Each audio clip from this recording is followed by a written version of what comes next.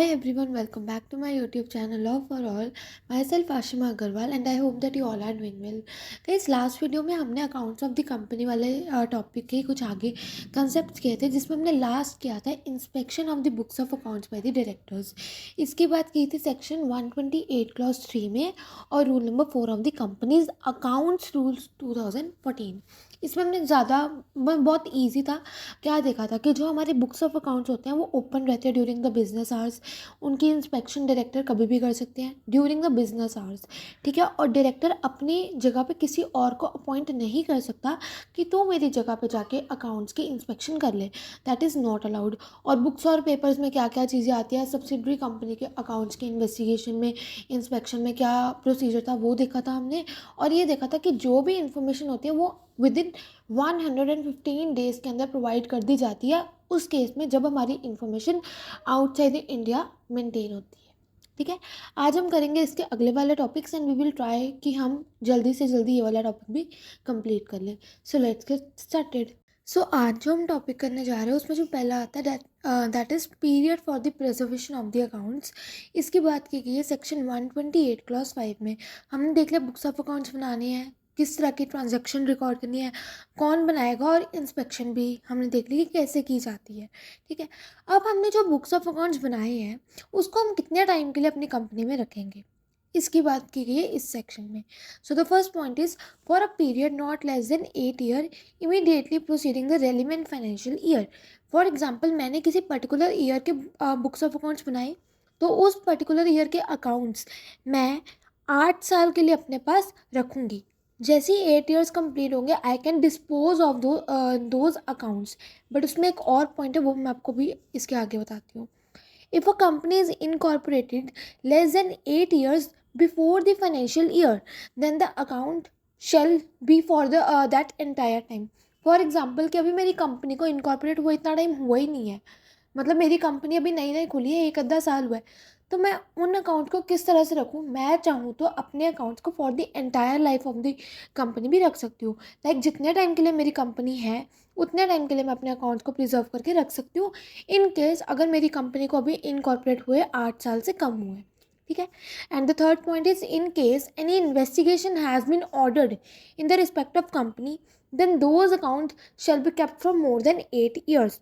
For example, हम इसको example से देखते हैं कि मैंने ईयर 2021 एंड 22 के अकाउंट्स बनाए, ठीक है।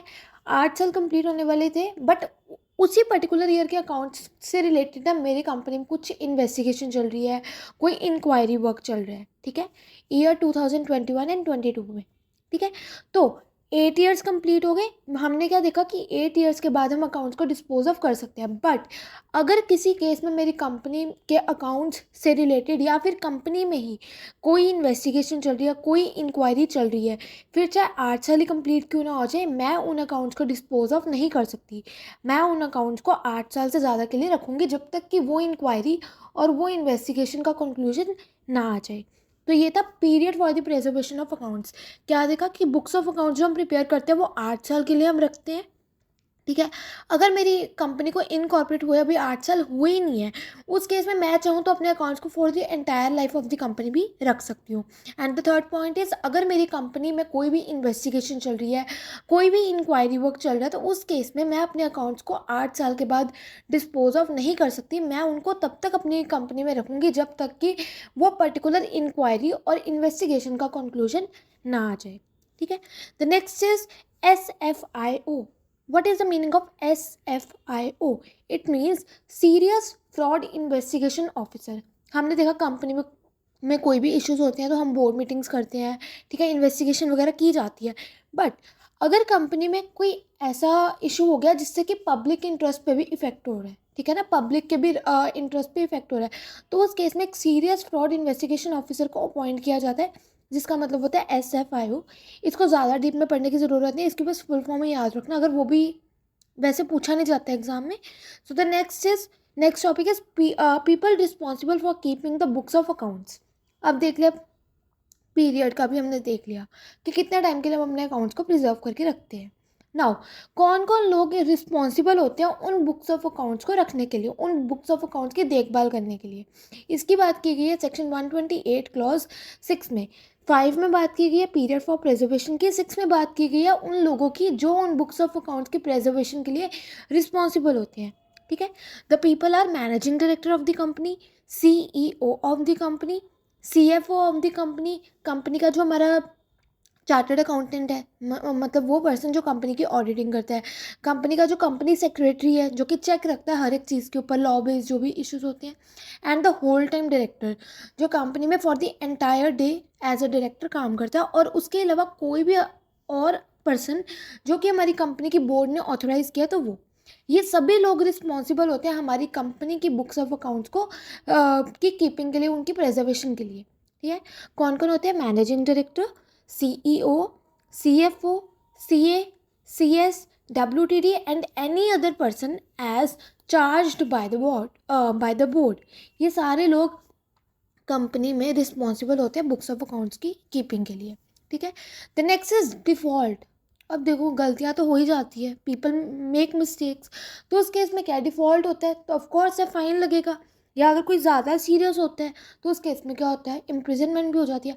अगर इन केस कंपनी के बुक्स ऑफ अकाउंट्स को रखने में या उनको मेंटेन करने में कोई मिस्टेक हो गई तो क्या पेनल्टी लगेगी, क्या किया जाएगा उस केस में? अगर कंपनी का MD, WTD, CFO, CA, CS, CEO ये सभी लोगों से कोई मिस्टेक हो जाती है, कोई रूल या रेगुलेशन फॉलो नहीं कर पाते, या किसी रूल या रेगुलेशन को कॉन्ट्रावीन कर देते हैं, या फिर किसी भी प्रोविज़न को कॉन्ट्रावीन कर देते हैं जो कि कंपनीज एक्ट के अंडर गिवन है, तो उस केस में क्या होगा? पेनल्टी इम्पोज की जाएगी, इम्प्रिजनमेंट नहीं होगी, इस केस में सिर्फ फाइन होगा।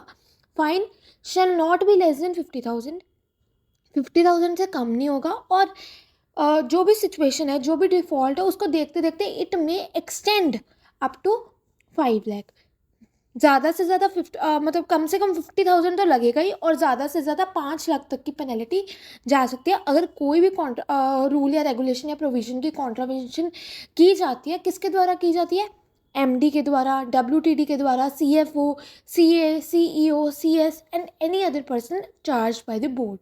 ठीक है, अगर इन लोगों से कोई भी मिस्टेक होती है तो फाइन इम्पोज किया जाएगा not less than 50,000 and may extend to ₹5 lakh.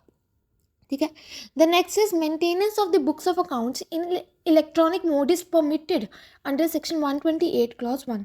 वैसे तो देखो जब ये बने थे पूरे हमारे कंपनीज एक्ट के जो रूल्स एंड रेगुलेशंस बने थे उस टाइम पे कोई इतना ई-कॉमर्स वगैरह ट्रेडिंग का, ठीक है ना, इलेक्ट्रॉनिक ट्रांजैक्शन का कोई इतना सिस्टम नहीं था, तो उस टाइम पर बुक्स ऑफ अकाउंट को इलेक्ट्रॉनिक मोड में प्रिजर्व करना वॉज नॉट अलाउड।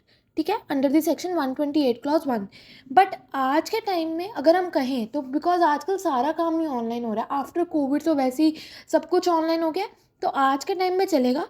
बट अगर पूछा जाए तो हम लिख सकते हैं कि जिस टाइम पे हमारा कंपनीज एक्ट बना था, जिस टाइम पे इतना हमारा ई-कॉमर्स बिल्टअप नहीं था, इतनी आर्टिफिशियल इंटेलिजेंस की प्रोविजंस नहीं थी, उस टाइम पे हमारे बुक्स ऑफ अकाउंट्स को हम इलेक्ट्रॉनिक मोड में प्रिपेयर नहीं करते थे। ठीक है, it was not permitted under section 128 clause 1। The next topic is rule 3 of companies accounts rules 2014। इसमें क्या कहा है? The first point is accounts books papers of the companies maintained in the e-form shall remain accessible in India for subsequent use। किसी भी company के कोई भी accounts है, कोई भी बुक्स है, कोई भी पेपर्स या कोई भी डॉक्यूमेंट्स जो कि हमने ई फॉर्म में मीन्स इलेक्ट्रॉनिक फॉर्म में मेंटेन करके रखे हैं, तो वो जितने भी हमारे ये अकाउंट्स है, बुक्स है, पेपर्स है, ये इंडिया में असेसिबल होने चाहिए फॉर दी सब्सिक्वेंट यूज़। मतलब ये नहीं कि हमने ई फॉर्म में बना लिया बट है ही नहीं असेस उसकी, जिसे हम कहते हैं AGM वगैरह में हम डॉक्यूमेंट्स शो करते हैं। ठीक है, जो भी मीटिंग्स के सारे हमारे रिज्यूमर्स होते हैं वो हम अपनी मीटिंग्स में शो करते हैं जो मेंबर्स होते हैं। ठीक है, तो अगर हम उनको ई फॉर्म में भी मेंटेन कर रहे हैं तो they shall be accessible in India for subsequent use. The second is information in records और electronic mode shall be in accurate, original and unaltered forms. देखो फिजिकल फॉर्म में तो हमारे रिकॉर्ड्स होंगे, बट अगर उन्हीं रिकॉर्ड्स को हमने इलेक्ट्रॉनिक मोड में भी रखा है, उन्हीं अकाउंट्स को या बुक्स को या पेपर्स को हमने इलेक्ट्रॉनिक मोड में भी प्रिपेयर किया हुआ है, तो वो जितने भी हमारे बुक्स हैं, अकाउंट्स हैं, पेपर्स हैं, वो बिल्कुल एक्यूरेट होने चाहिए, मतलब बिल्कुल सही होने चाहिए, ओरिजिनल जैसी होने चाहिए, चाहे वो ई फॉर्म में ही है, होने वो ओरिजिनल जैसी चाहिए, सारी इन्फॉर्मेशन एज इट इज़ होनी चाहिए जो कि ओरिजिनल वाले में है, फिजिकल फॉर्म में जो डॉक्यूमेंट्स हैं उनमें है, ठीक है। एंड इन अनऑल्टर्ड फॉर्म, उसमें कोई भी ऑल्टरेशन नहीं की होनी चाहिए। जो हमारे फिजिकल डॉक्यूमेंट्स हैं उनमें जो भी चीज़ें लिखी है वो एज इट इज़ ही हमारे ई इलेक्ट्रॉनिक मोड वाले डॉक्यूमेंट्स में भी होनी चाहिए। कुछ भी ऑल्टरेशन नहीं होनी चाहिए, ना डेट की, ना टाइम की, ना वर्ब्स की, किसी भी चीज़ की कोई ऑल्टरेशन उसमें नहीं होनी चाहिए, ठीक है। Third point is information received from the branch office shall not be altered.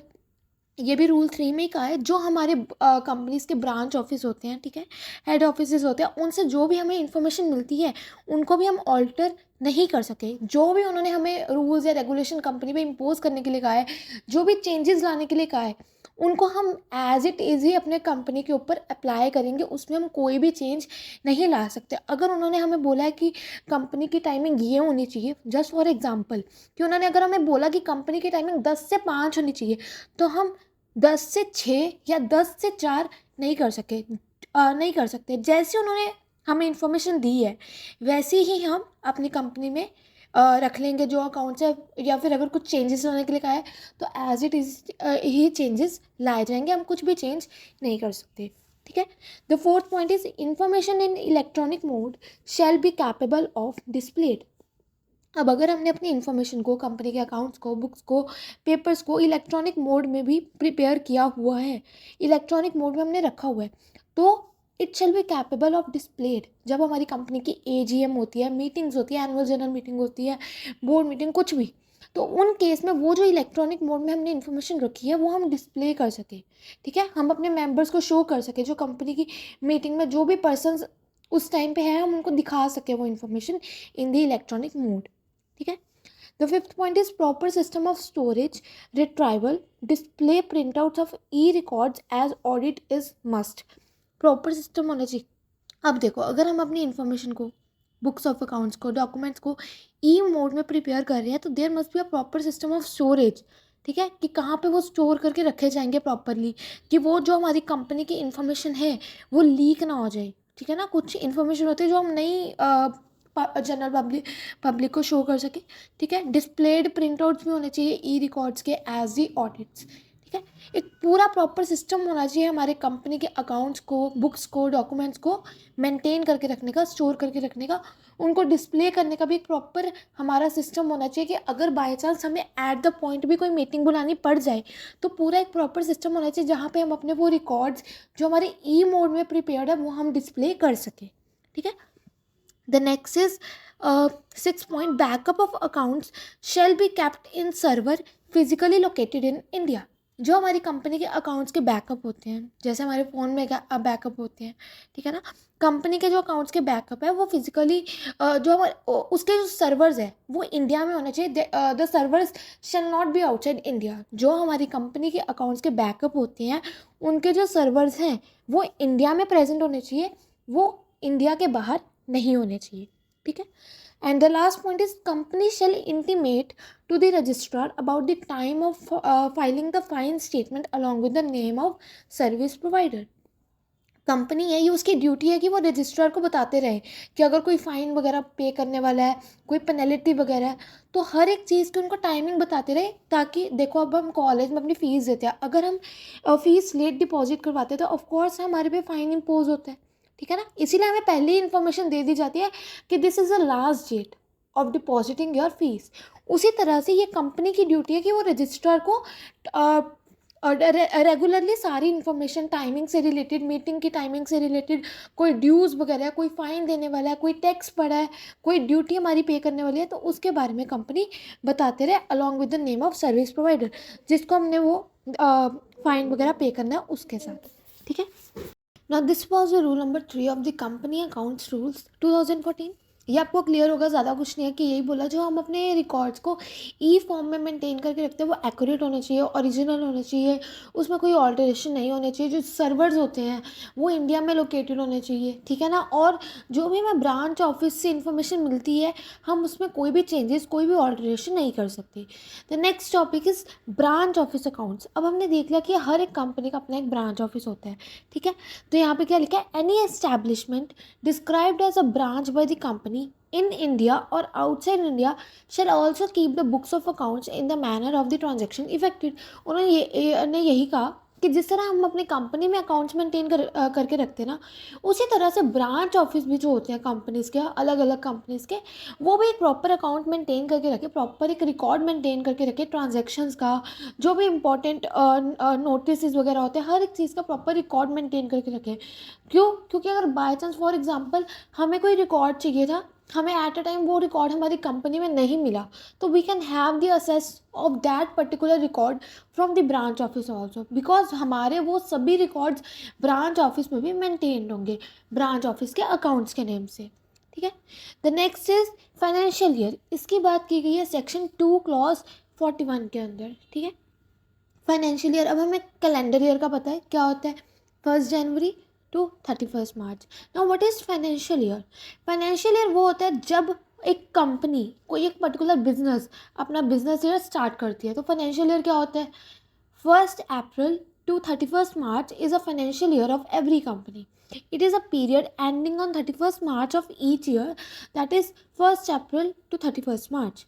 Next is alignment. क्या होती है, company who have not opted the financial year 1 April to 31 March shall align accordingly within 2 year.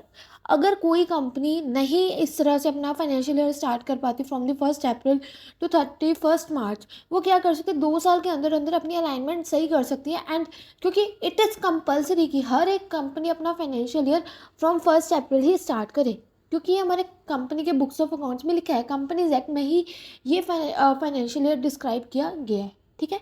उसको 2 साल का time दिया जाता है कि वो अपने अकाउंट्स को सेटअप करके अपनी कंपनी का financial year from 1 April to 31 March setup कर ले, ठीक है।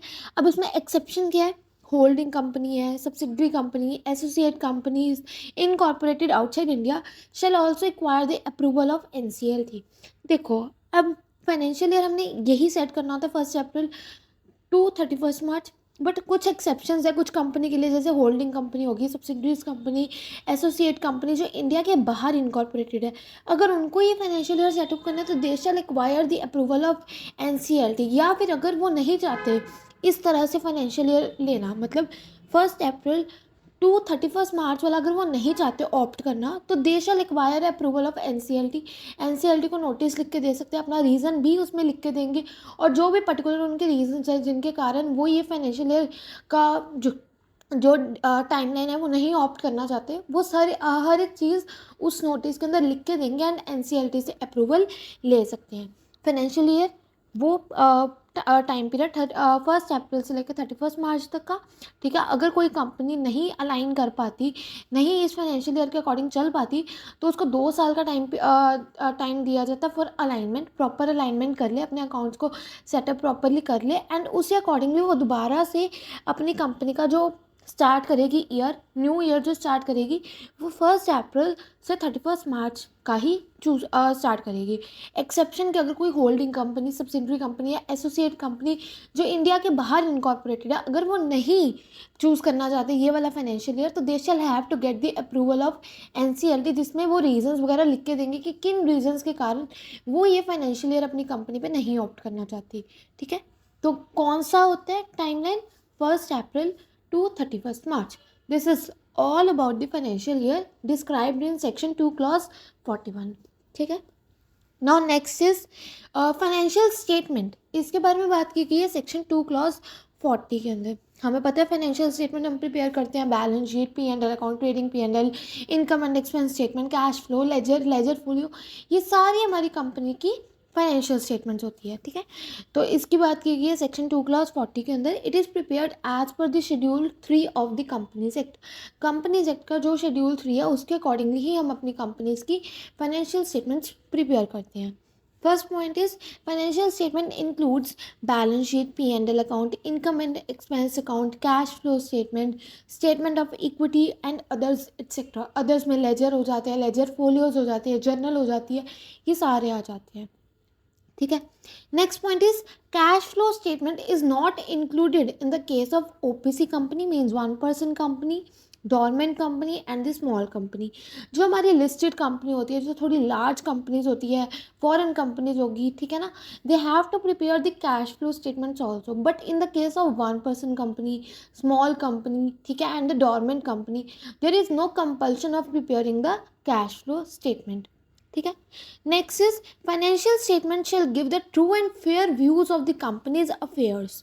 जो फाइनेंशियल स्टेटमेंट हम प्रिपेयर करते हैं वो इस तरह से होने चाहिए कि उसमें कंपनी का बिल्कुल ट्रू, ट्रांजैक्शंस भी सही होने चाहिए, एक्चुअल कंपनी का जो प्रॉफिट हुआ है एक पर्टिकुलर फाइनेंशियल ईयर में या जो भी लॉस हुआ है वो बिल्कुल सही सही शो होना चाहिए. ये नहीं कि हमें हुआ लॉस है बट हम शो प्रॉफिट करें, या हमें हुआ प्रॉफिट है हम शो लॉस करें. It should not be considered in the case of the company's financial statements. चाहे वो किसी भी कंपनी के फाइनेंशियल स्टेटमेंट हो, चाहे वो लिस्टेड कंपनी हो, चाहे वो अनलिस्टेड कंपनी हो.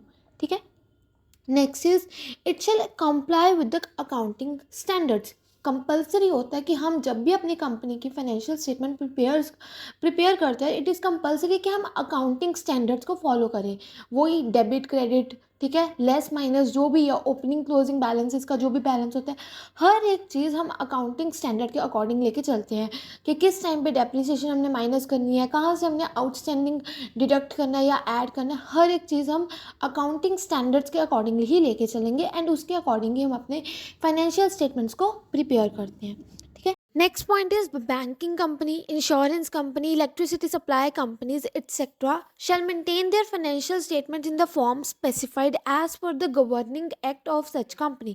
अब देखो बैंकिंग कंपनी के लिए उसका अलग एक्ट है, बैंकिंग रेगुलेशन एक्ट. उसी तरह से इंश्योरेंस कंपनी के भी एक्ट है, इलेक्ट्रिसिटी सप्लाई कंपनी के लिए भी अलग से एक्ट है. तो ये जो कंपनीज होती है जिनके अपने सेपरेट एक्ट्स ऑलरेडी मेंटेन्ड है, ठीक है, ऑलरेडी उनके एक्ट्स हैं, तो वो अपनी फाइनेंशियल स्टेटमेंट उन्हीं एक्ट के रूल्स एंड रेगुलेशंस के अकॉर्डिंग बनाएगी. ठीक है. The next point is these financial statements are presented in the AGM of the particular year. अब देखो ईयर 2020 एंड 2021 के जो फाइनेंशियल हमारे स्टेटमेंट बनेंगे, जो भी हमारे अकाउंट्स एंड रिकॉर्ड्स बनेंगे, वो हम उस पर्टिकुलर ईयर की जो एनुअल जनरल मीटिंग होगी हम उसमें शो करेंगे. ठीक है. मीन्स जो हमारी फाइनेंशियल स्टेटमेंट है वो हम हमारी कंपनी की एजीएम के अंदर शो करेंगे to all the members and all the people who are the part of the company and who are the part of that particular annual general meeting. ठीक है. And the last point is statement shall be forwarded in the form number AOC 3A. अब financial statement के लिए form number कौन सा है? AOC 3A means account of the company form number 3 है. जब भी हमने अपनी फाइनेंशियल स्टेटमेंट किसी को सेंड करनी है, चाहे वो डायरेक्टर को करनी है, चाहे वो रजिस्ट्रार को करनी है, तो वो हम इसी फॉर्म के अकॉर्डिंगली सेंड करेंगे. ठीक है. तो ये क्या था हमारा, it was all about the financial statement जिसकी बात की गई है सेक्शन 2 क्लॉज 40 के अंदर. ठीक है. Now the next is consolidated financial statement. पहली बात तो ये कि कंसोलिडेटेड फाइनेंशियल स्टेटमेंट का मतलब क्या है, इस टर्म का मतलब क्या है. कंसोलिडेटेड फाइनेंशियल स्टेटमेंट वो स्टेटमेंट होती है कंपनी की जिसमें हमारी जो पेरेंट कंपनी है और जो हमारी कंपनी की ब्रांचेज होती हैं, दोनों की जो हम statements, accounts, financial statements prepare करते हैं, उनको हम कंबाइन करके एक सेपरेट स्टेटमेंट बना लेते हैं, फाइनेंशियल स्टेटमेंट एक पर्टिकुलर ईयर की. उसको हम कहते हैं कंसोलिडेटेड फाइनेंशियल स्टेटमेंट. ठीक है. तो इसमें पहला पॉइंट क्या है, listed companies, private companies with the subsidiary and the associate companies are to maintain the consolidated financial statement. जितनी भी हमारी लिस्टेड कंपनीज जैसे कि रिलायंस की होगी, टाटा की होगी, ठीक है, ये जितनी भी कंपनीज है लिस्टेड, और जो प्राइवेट कंपनी जिनकी सब्सिडरी और एसोसिएट कंपनी भी होती है, इनके लिए कंपलसरी है कि वो एक कंसोलिडेटेड फाइनेंशियल स्टेटमेंट प्रिपेयर करें. ठीक है. Second is they must comply with the accounting standards. जब भी हम कोई फाइनेंशियल स्टेटमेंट बनाएंगे, इट इज़ कंपलसरी कि अकाउंटिंग स्टैंडर्ड्स के साथ कंप्लाई करके ही हम फाइनेंशियल स्टेटमेंट बनाएं. जो rules and regulations accounting standards में लिखे हुए हैं उनको हम फॉलो ज़रूर करें, बिकॉज अगर हम उनको कॉन्ट्रावीन कर देंगे तो इट वुड बी कंसिडर्ड कि हमारे जो कंपनी के फाइनेंशियल स्टेटमेंट्स बन गए दे आर रॉन्ग. ठीक है. Next point is central government may exempt any class of the company to comply with any requirement in the public interest. अगर for example हमें जैसे कितने सारे रूल्स एंड रेगुलेशंस के साथ कंप्लाई करना पड़ता है, वैसे कंसोलिडेटेड फाइनेंशियल स्टेटमेंट को बनाने के लिए भी कोई तो रूल्स एंड रेगुलेशंस होते होंगे ना। तो सेंट्रल गवर्नमेंट चाहे तो किसी पर्टिकुलर क्लास ऑफ कंपनी को एग्जाम्प्ट भी कर सकती है, मतलब उनको कह सकते हैं कि you are not required to comply with these rules and regulations while preparing the consolidated financial statements, ठीक है, पब्लिक इंटरेस्ट को देख के, ठीक है। The next point is consolidated financial statement means CFS is required only if any company is having one or more than one subsidiary company or associate company or a joint venture। जो consolidated financial statement है, हमने देखा वो listed company ने बनानी होती है, private companies ने बनानी होती है जिनकी कोई एसोसिएट या सब्सिडरी कंपनी है। अब उन्होंने क्या कहा, ये तभी बनानी होती है जब किसी कंपनी के पास एक या एक से ज़्यादा सब्सिडरी कंपनी है, एसोसिएट कंपनी है या फिर जॉइंट वेंचर है, ठीक है। उस केस में हमें कंसोलिडेटेड फाइनेंशियल स्टेटमेंट बनानी होती है, ठीक है। And the last point is statement shall be in form number AOC 1। अब देखो, फाइनेंशियल स्टेटमेंट का फॉर्म नंबर था AOC 3A, consolidated financial statement का फॉर्म नंबर क्या है, AOC 1, ठीक है। क्या देखा, consolidated financial statement listed company ने और प्राइवेट कंपनी जिनकी कोई एसोसिएट या सब्सिडरी भी कंपनी भी होती है उन्होंने बनानी होती है। अकाउंटिंग स्टैंडर्ड्स के साथ कंप्लाई करना ऑफ कोर्स है कि कंपलसरी है, ठीक है। और जो सेंट्रल गवर्नमेंट है, it may exempt any particular class of the companies to comply with the rules and regulations as being prescribed. और उन्होंने क्या कहा, ये तभी बनानी होती है जब किसी कंपनी के पास एक या एक से ज़्यादा सब्सिडरी कंपनी हो, एसोसिएट कंपनी हो या जॉइंट वेंचर हो। और लास्ट में क्या देखा, फॉर्म नंबर इसका क्या है, AOC 1, ठीक है। Now the next is the persons required for the compliance work. अब कंप्लायंस वर्क के लिए कौन कौन रिक्वायर्ड है, पहले भी हमने देखा कि जो पीपल रिस्पॉन्सिबल होते थे अकाउंट्स ऑफ द कंपनी के मेंटेनेंस के लिए, वही सेम है, मैनेजिंग डायरेक्टर है, होल टाइम डायरेक्टर है, चीफ फाइनेंशियल ऑफिसर है and any other person as being charge by the board, ठीक है। कौन कौन है, MD, whole time director, CFO and any other person charge by the board. अब देखो, क्या पता ड्यूरिंग द कंप्लायंस वर्क, जब कंप्लायंस का वर्क होना था, अकाउंट्स की चेकिंग होनी थी, फाइनेंशियल स्टेटमेंट्स को टैली करना था, उस टाइम पे अगर इनमें से कोई पर्सन एब्सेंट हो गया ड्यू टू एनी रीज़न, किसी भी रीज़न के कारण अगर इनमें से कोई भी पर्सन उस टाइम पे अवेलेबल नहीं था या एब्सेंट था, तो इस केस में क्या है, डायरेक्टर को पनिश किया जाएगा। या मतलब जो भी पर्सन होगा, अगर MD है तो MD पनिशेबल होगा, होल टाइम डायरेक्टर हो तो वो होगा, और अगर CFO एब्सेंट होगा तो वो पनिशेबल होगा, ठीक है। Next is penalty. If any misconduct occurs then the penalty shall be impose, that is imprisonment up to 1 year and fine. Same है, फाइन तो 50,000 मिनिमम एंड मैक्सिमम 5 लाख। अगर कोई भी मिसकंडक्ट हो जाता है, कोई भी मिस्टेक हो जाती है, ठीक है, तो उस केस में पेनल्टी इम्पोज की जाएगी। अगर ज़्यादा हार्श है मिस्टेक, ठीक है, ज़्यादा कुछ हार्श होगी मिस्टेक, तो उस केस में इम्प्रिजनमेंट, जेल जाना पड़ेगा 1 साल तक के लिए। अगर ठीक ठीक है, हाँ चलो मिस्टेक को हम सही कर सकते हैं, बट स्टिल पेनल्टी में भी इम्पोज, ताकि वो मिस्टेक दोबारा ना की जाए, तो उस केस में फाइन इम्पोज किया जाएगा minimum 50,000 and maximum up to ₹5 lakh, ठीक है। And the last is periodical financial results. इसकी बात की गई है सेक्शन 129A में। पीरियोडिकल, टाइम टू टाइम जो हम फाइनेंशियल रिजल्ट्स शो करते हैं। देखो, हमारा फाइनेंशियल ईयर स्टार्ट होता है 1 अप्रैल को, ठीक है, ख़त्म कब होता है, 31 मार्च को, ठीक है। अब हमने देखा था क्वार्टर्स भी होते हैं, ठीक है ना, हाफ ईयर्स होते हैं, क्वार्टर्स होते हैं। अब जून में, अप्रैल टू जून हमारा पहला क्वार्टर कंप्लीट होगा, सितंबर में, अप्रैल से लेकर सितंबर तक हमारा हाफ फाइनेंशियल ईयर कंप्लीट हो जाता है, और दिसंबर में हमारे फाइनेंशियल ईयर का third quarter of the financial year complete हो जाता है, और 31 मार्च को तो हमारा फाइनेंशियल ईयर एंड हो जाता है। तो हम अपनी कंपनी के पीरियोडिकल रिजल्ट्स कब कब शो करते हैं, देखो 1 अप्रैल को फाइनेंशियल ईयर स्टार्ट होते हैं, हम पहले शो करते थे जून में, जब हमारी कंपनी का पहला क्वार्टर कंप्लीट हो जाता है, ठीक है। अगर हम क्वार्टर में नहीं शो कर रहे, उसके बाद हम क्या कर सकते हैं, अगर हम जून में नहीं शो करते तो हम हाफ ईयरली अपने पीरियोडिकल फाइनेंशियल रिजल्ट्स शो कर सकते हैं। हम सितंबर में शो कर देंगे अपने फाइनेंशियल ईयर के रिजल्ट्स, ठीक है। उसके अलावा अगर हम क्वार्टरली जा रहे हैं, तो पहले क्वार्टर में हमने शो कर दिया जून में, उसके बाद हम दिसंबर में शो कर देंगे थर्ड क्वार्टर में, और 31 मार्च को तो वैसे ही हमने अकाउंट की फाइनलाइज करके AGM में शो कर देना होता है। So this was how the periodical financial results are shown in the particular company during a particular financial year. ठीक है। तो अब लास्ट से क्या लिखा है इन्होंने, the CG may require the class of unlisted company to prepare the company's financial result, to obtain the board approval and the compliance auditor, and to file a copy of the same to the ROC within 30 days plus prescribed fees। यही कहा कि जो central government है वो unlisted companies को भी require कर सकते हैं, अनलिस्टेड कंपनीज को भी चूज़ कर सकती है, ताकि वो कंपनी के फाइनेंशियल रिजल्ट्स प्रिपेयर कर दें और बोर्ड से अप्रूवल ले सकें। एंड कंप्लायंस ऑफिसर का भी अप्रूवल चाहिए होता है for showing the periodical financial results. और एक कॉपी पीरियोडिकल फाइनेंशियल रिजल्ट की बनाकर ROC के पास भेज दें with in the 30 days, plus जो भी फीस लगती है वो भी दे दें। ठीक है। तो यहाँ पे हमारा अकाउंट्स ऑफ द कंपनी वाला चैप्टर अब कंप्लीट हो जाता है, टॉपिक कंप्लीट हो जाता है। ठीक है। तो आई होप आपको ये सारा अच्छे से क्लियर हो गया होगा। इसके रिगार्डिंग अगर आपको कोई भी डाउट है, कोई भी क्वेरी है, तो you can put down in the comment section, and do not forget to like, share and subscribe to my channel for more updates. Thank you.